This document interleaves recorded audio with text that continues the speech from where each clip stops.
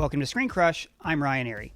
Episode 8 of WandaVision revealed that it wasn't really Agatha all along. Wanda did create Westview and has been mind-controlling everyone, while Agatha was just kind of shimmying up next to her to figure out how the hell she was doing all this. Personally, I love this little twist. I think the story is much more engaging if it's an exploration of Wanda's grieving process and places the blame on her. But I still think Agatha is connected to a mystical mastermind villain who's been manipulating events all along. What? First, let's go back and examine the flashback of the MCU's Salem witch trials. Agatha is on trial by her fellow witches for breaking the rules and seeking too much power. You stole knowledge above your age and station.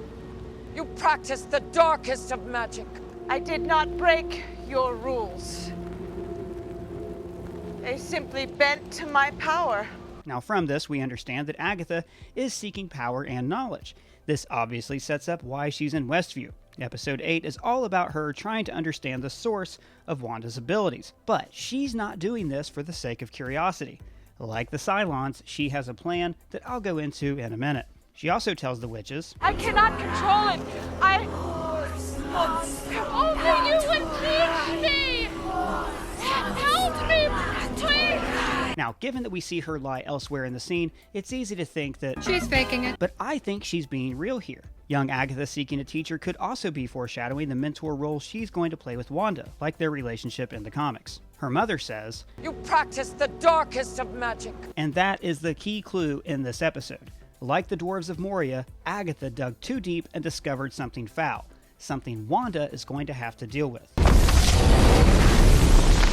I think that Agatha was searching for more knowledge and power, but ended up under the influence of a dark entity that she doesn't even sense.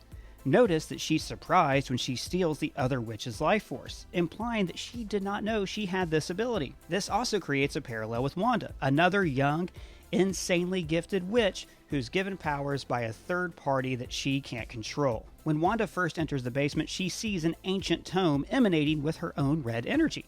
I pointed out in our Easter egg video that this could be the missing volume from the forbidden section of Kamar-Taj. The red energy could imply power radiating from the book, almost like it's absorbing Wanda's energy. Or maybe it's just locked, and Wanda's powers have the ability to pry it open, like your sister's diary.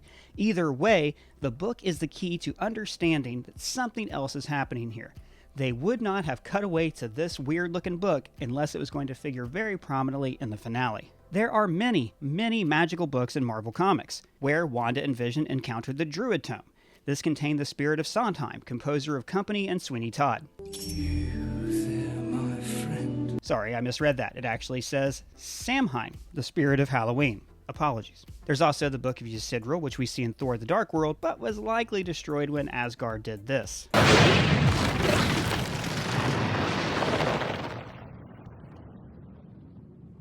Those foundations are gone, sorry.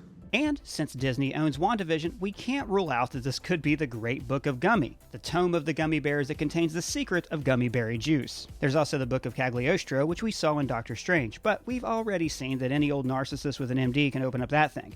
So, the fan favorite choice for this book is that it is the Darkhold. Now, this volume has already appeared in Agents of S.H.I.E.L.D., but Marvel Studios basically shunned the continuity of that show and spun it off into its own alternate reality. The Darkhold is like the godfather of evil books. It's filled with spells so powerful and so evil that reading them would corrupt you forever, like reading a Playboy when you're 12. Well, isn't that special? In Agents of S.H.I.E.L.D., the Darkhold was created with energy from the Dark Dimension. This is where Dormammu's big purple head was floating in Doctor Strange. Dormammu, I've come to bargain. Now, that's actually interesting. The Dark Dimension looks like a big purple blacklight poster, and Agatha's energy is purple. So it could be that Agatha has tapped into the powers of Doctor Strange nemesis Dormammu, and that by opening the Darkhold, she's going to release him onto Earth. After all, the book's cover looks like it contains 4 keys locked together. And we know that Wanda's going to appear in Doctor Strange in the Multiverse of Madness, so this could form a connection to that sequel.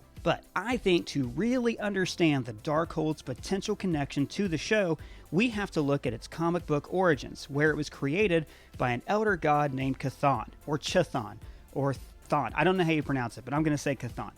Chthon was the god of chaos, the embodiment of destruction and evil. He and the other elder gods devolved into demons, there was infighting, and Gaia, like the lady from Captain Planet, hired out a god killer to clean them all out. so Chthon fled Earth, but before leaving, he put all of his darkness and energy into the Darkhold. It's like the One Ring in Marvel Comics. And into this ring, he poured his cruelty, his malice, and his will to dominate all life. So the book was shuffled around through the eons, causing mischief like a literary monkey's paw. But Chthon has a direct link to Wanda in the comics. And this link is why I think he's actually the big bad villain of the series. I know everybody wants it to be Mephisto. Chthon isn't nearly as cool of a name as Mephisto, but let it go. Stop trying to make Mephisto a thing. It's going to be Chthon. Now, I'm going to get into some weird comic book stuff, but bear with me, gang. There was a scientist in the comics named the High Evolutionary who mutated animals into humanoids that he called the New Men. Basically, they're tigers and cows that walk and talk like people. The High Evolutionary's base was on Wundagore Mountain, which happened to be right next to a gateway to the evil dimension where Chthon was being trapped. The High Evolutionary imbued animal people with the spirit of the Knights of Camelot, who fought Chthon centuries before, and then the New Men beat him back into the darkness from whence he came. Yes, and proud we are of all of them. But at that same moment, a visitor to Wundagore Mountain was giving birth to twins, delivered by a cow midwife, but whatever.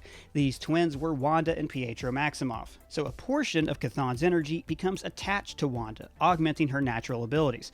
So, years later, the demon was actually able to possess her. Small footnote, I believe Marvel Comics has changed this origin recently, but we're going to stick with this for now. So, do you see where I'm going with this? In episode 8, Agatha tells Wanda, This is chaos magic, Wanda. And remember, Chthon was the god of chaos energy. That makes you the Scarlet Witch.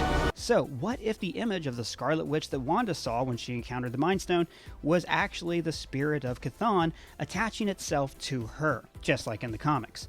So now, Wanda will have to learn to control these dark energies, which Agatha was never able to do. Agatha is still under the sway of Chthon. But to prove this, let's look at a few seemingly random events and see if they start to add up. Agnes encourages Wanda and Vision to smash. What about seduction techniques? And it works. She tells Wanda that Dottie's important. Dottie is the key to everything in this town. Then Dottie plants the idea of kids in her head. All of this is for the children. Then Agnes is always there when the kids accelerate their growth after she sprays them with a lavender potion. Lavender. Supposed to have a calming effect. So Agatha has encouraged Wanda to have kids. Now she might think that this is simply a test to gauge the strength of Wanda's abilities, but in reality it takes a sacrifice to open the book. So the book and Chthon actually wants the spirit of these children. It's all about the children. For the children. This may seem overcomplicated, but think of all these coincidences. Wanda goes to Westview because of a deed that Vision bought for her. It's in a freshly opened envelope, implying that it was left to her in a will. Now, did Vision really buy her an empty plot of land in New Jersey while they were running from the law? And is it just a coincidence that this house existed in the same town where Jimmy Woo was stashing an FBI agent? In my Easter egg video, I also pointed out that it was strange that there was a witch dungeon right next door. I assumed that Agatha found the dungeon from this line. And I sensed this place. The afterglow of so many spells cast all at once. Now, it is very possible that she was talking about Westview, and this is her basement HQ, and Wanda was able to travel here because of magic, kind of like how Thor walked into his vision in Age of Ultron. Fortunately, I am mighty. Agatha also says, Only the witch that casts the runes can use her magic. heavily implying that she created these stone carvings and this is her crib. Or this could mean that she cast a spell on these existing runes. And this basement really is in Westview, which definitely means that Wanda was manipulated into coming here. I'm wondering if Tyler Hayward could also, unknowingly, be a servant of Chthon. He was the one who acquired the plot of land, left it to Wanda from Vision in a fake will, and here he even seems to encourage her to bring Vision back to life. Not everyone has the kind of power that could bring their soulmate back online. Now, this could be so he can use Vision as a sentient weapon, but if he was the servant of some darker power, it could also be because he wants Vision and Wanda to create offspring. Whether the villain ends up being Agatha, Chthon, Mephisto, or maybe even Doctor Strange, this book is going to be the key to it. And also notice how there are purple roots growing outward from the basement, implying that this magic is spreading outward, getting stronger, emanating from the energy in the book. That's another reason I think this basement is physically in Westview, because Monica opens up the cellar door and sees the energy coming from it. Here's my final prediction. I think Agatha will absorb Wanda's power, or a portion of it. She'll open the book and it'll backfire. And then it will be up to the Super family and their super-powered friend, Monica, to fight the final threat.